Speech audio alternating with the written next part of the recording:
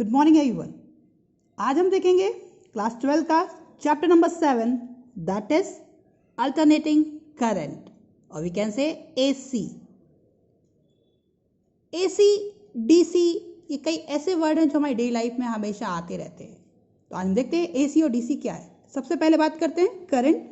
हम सभी जानते हैं what is current. Rate of flow of charge is called current represented by I or I equal to Q upon T. Unit is ampere. Now this current is divided in two parts, that is AC alternating current and DC direct current. Direct current is further divided in two parts, that is pulsating DC and constant DC. अब देखते हैं इन तीनों current में क्या अंतर है या क्या डेफिनेशन है। First of all we talk about constant DC. ऐसी करंट जिसमें मैग्नीट्यूड और डायरेक्शन दोनों ही टाइम के साथ चेंज नहीं होते हैं उसे हम बोलते हैं कांस्टेंट डीसी। फॉर एग्जांपल यहाँ हम देखें, हमारे पास करंट के मैग्नीट्यूड और टाइम के बीच में ग्राफ प्लॉट किया है।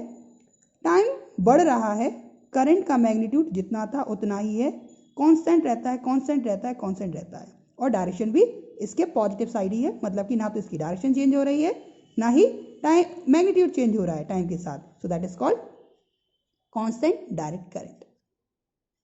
पल्सेटिंग डायरेक्ट करंट की बात करें, direction remains same but magnitude of current change with respect to time.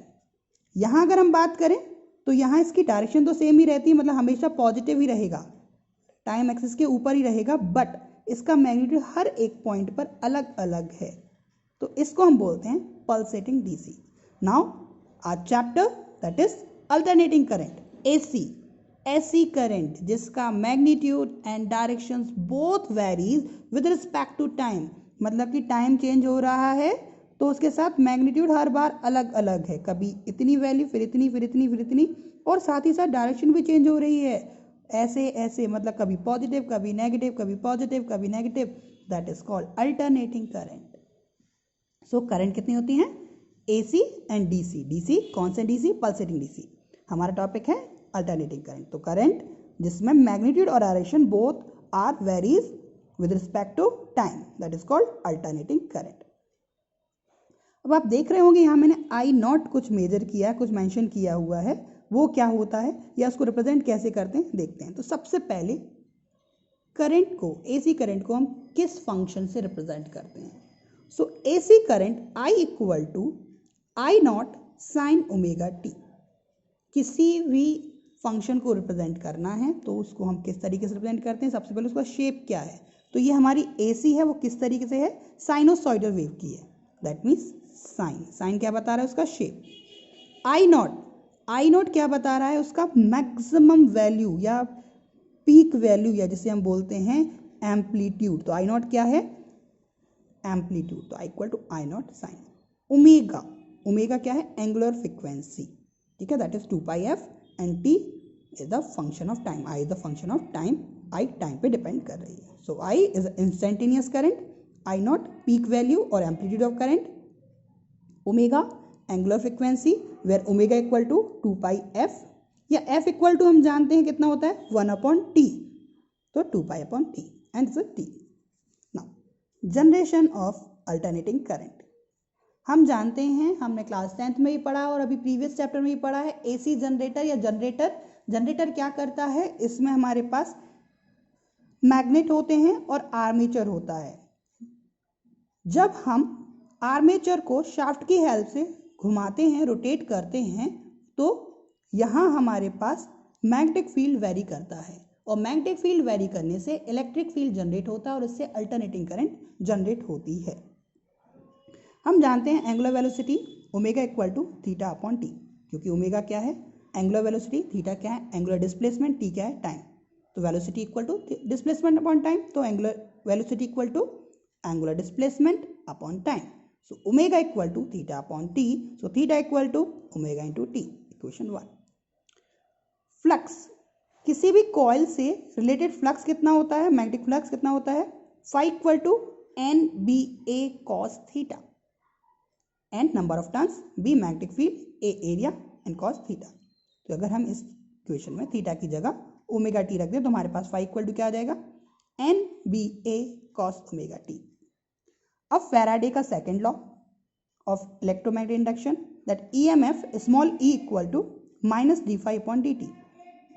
Phi की वैल्यू यहाँ रखें तो क्या आ जाएगा, minus d upon t n B A cos omega T.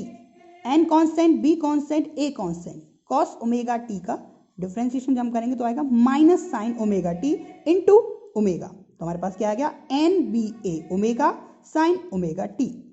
इस एन बी ए ओमेगा को हमने कॉन्स्टेंट दे दिया जिसको हम बोलेंगे E not and that is sine omega T. So equal to E not sine omega T. ये किसका एक्सप्रेशन हो गया, EMF का।